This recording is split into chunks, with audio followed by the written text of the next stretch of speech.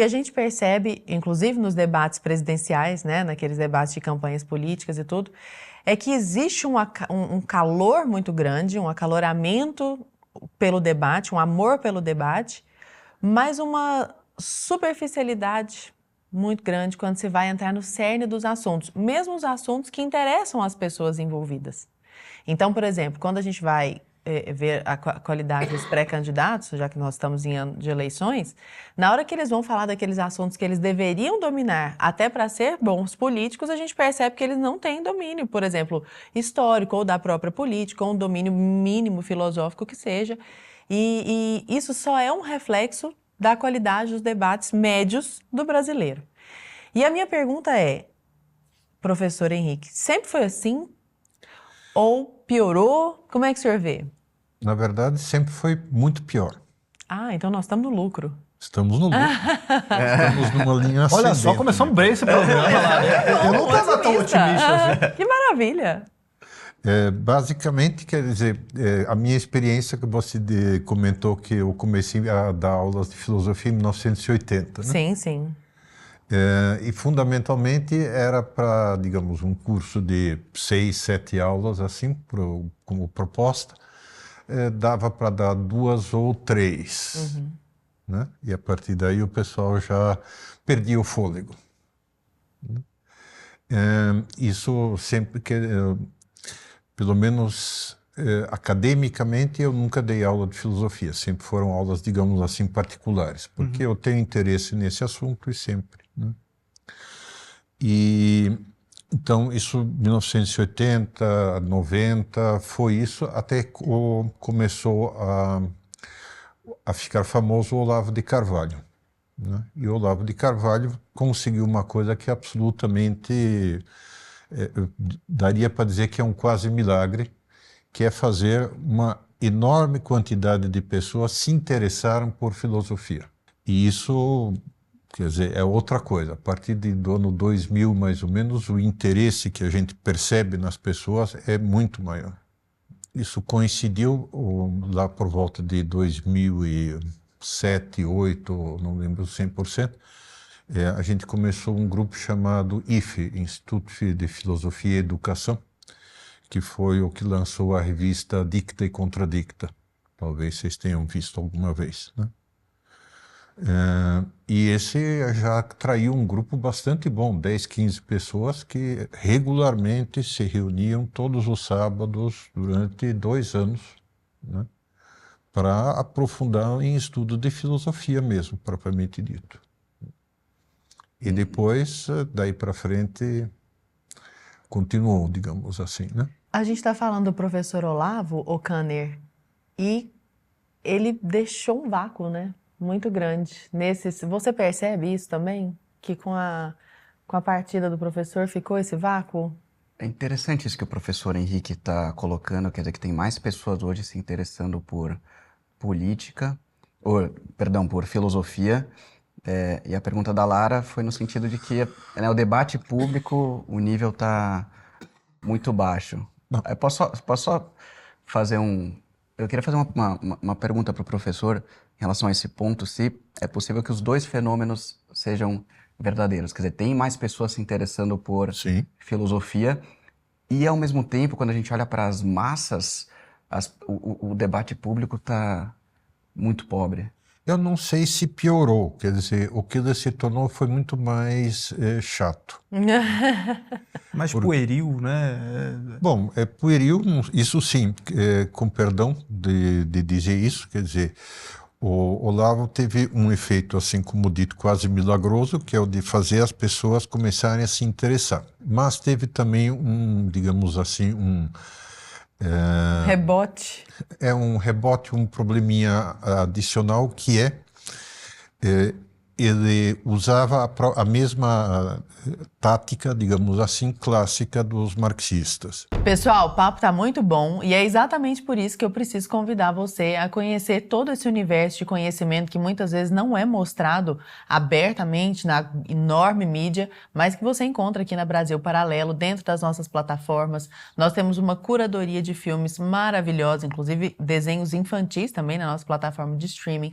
Temos mais de 90 cursos que falam de assuntos como este, assuntos que vão fazer com que você abra seus olhos para aquilo que talvez não esteja enxergando no dia a dia. Temos o Teller, que é o nosso aplicativo de audiolivros, com uma seção infantil, que é o Clubinho Literário, muitos livros de filosofia, de teologia, que vão realmente fazer você ter uma leitura mais acurada da realidade. O conteúdo da Brasil Paralelo é esse nível aqui que vocês estão vendo. Então, vou deixar aqui na tela o QR Code e o link aqui na descrição para que você conheça o conteúdo da Brasil Paralelo mais a fundo. Né? Ou seja, você não responde ao argumento do seu adversário, mas você procura minar a figura, a pessoa do seu adversário. Então, a partir do Olavo, isso era um fenômeno que não havia antes, praticamente. Se entrou um clima muito de crítica e de agressão pessoal entre pessoas de opiniões diversas, políticas, religiosas, o que for. Né? E isso é um ponto que me parece um pouquinho problemático. Né? O senhor acha que foi ele que ditou esse novo tom? Engraçado, sim, eu nunca... porque, quer dizer, se encontra isso muito nesse pessoal, digamos, mais ultraconservador, etc. e tal. Eles têm um pouco esse tomzinho, assim, entre eles, né? E veio dele, quer dizer, expresso, digamos, nas obras dele, até nos livros, né? Tem vários ensaios ou vários artigos, digamos assim, que são nesse tom mesmo, né? E era explícito, ele dizia que era por causa do responder aos marxistas na mesma altura, vamos dizer assim. Isso é interessante, professor, que você é um fenômeno também da internet, né? O Olavo, ele surfou esse período também de internet, veio o COF, muita gente também se interessando por filosofia, conheceu o professor através da internet, conseguiu... Sim, claro.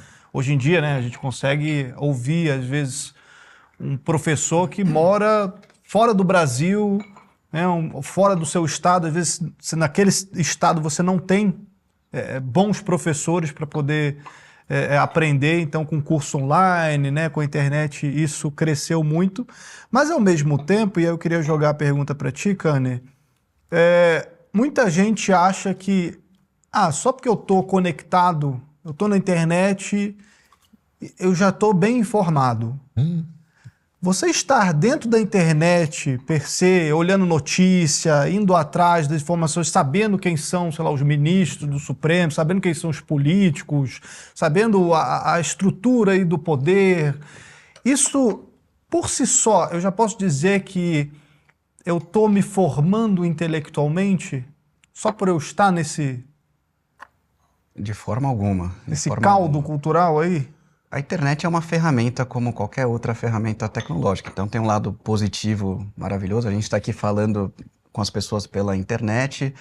Gerou muita curiosidade, muito interesse pela filosofia, muitas pessoas se aproximando da fé novamente através da internet, influenciadores católicos, tudo isso.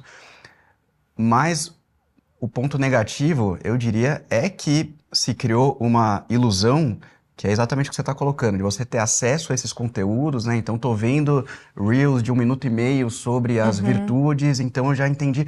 Só que, por que não funciona dessa forma? Porque essas coisas levam tempo, né, professora? Para você formar uma pessoa, para você formar um ser humano, leva tempo. Hoje em dia, o pessoal passa 1 ano estudando virtude e aí, no ano seguinte, já está dando aula sobre, sobre virtude.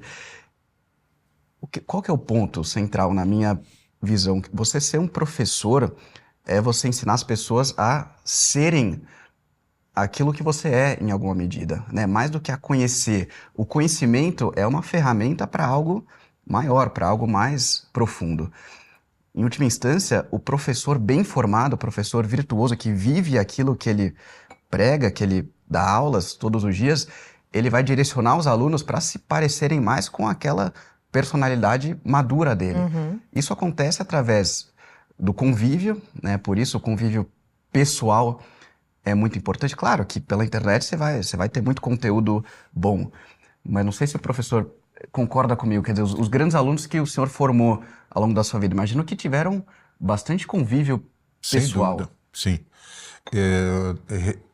Eu sou da linha de que mesmo você falar com as pessoas através de um meio como a internet, deixa você muito longe deles. O ideal mesmo é aquilo que você está propondo, quer dizer, imersões, né? Quer dizer, um tempo em que a pessoa possa ouvir, perguntar, propor as suas ideias, né? E, ao mesmo tempo, conviver com a pessoa, porque você só realmente... Virtudes, concretamente, é um tema que você aprende 90%, por exemplo, e o resto, tudo bem, a parte teórica que ajuda, mas... E algo importante também, me parece, dessa presença física é que existe o momento da aula, existe o momento das perguntas e tudo mais, mas existe um momento em que você vê o professor agindo ali no café, na vida. Isso parece uma coisa pouco relevante, mas na verdade é muito relevante. Como o professor trata os alunos. Como ele trata os alunos, como ele trata os Exatamente. funcionários, como ele atende ao celular, sabe? Como se ele atende ao celular na frente do aluno. Sabe, essas mínimas coisas, assim, isso educa muito mais até do que a própria pessoa percebe que está acontecendo, Exatamente. né? É nesse ponto que você percebe se a pessoa é, de fato, um professor que merece o nome ou, enfim, alguém que só parece, mas... Pelo que ele é, né? Exatamente. Não necessariamente pelo que ele fala. Exatamente. Pessoal, antes da gente continuar com esse papo aqui, que eu sei que vocês estão gostando, se estiver gostando, deixa o like, isso ajuda a gente levar esse programa para frente, tá bom? Mas pausa rápida para avisar que nós temos o plano mensal da Brasil Paralelo. O QR Code está aparecendo na tela, o link da descrição, a gente já explicou um pouquinho da curadoria, nossa, não é, Lara? O que tem dentro da plataforma? Isso aqui é só a pontinha do iceberg. Então, vem pro lado de cada mesa, assina Brasil Paralelo, esteja com a gente lá no streaming da BP.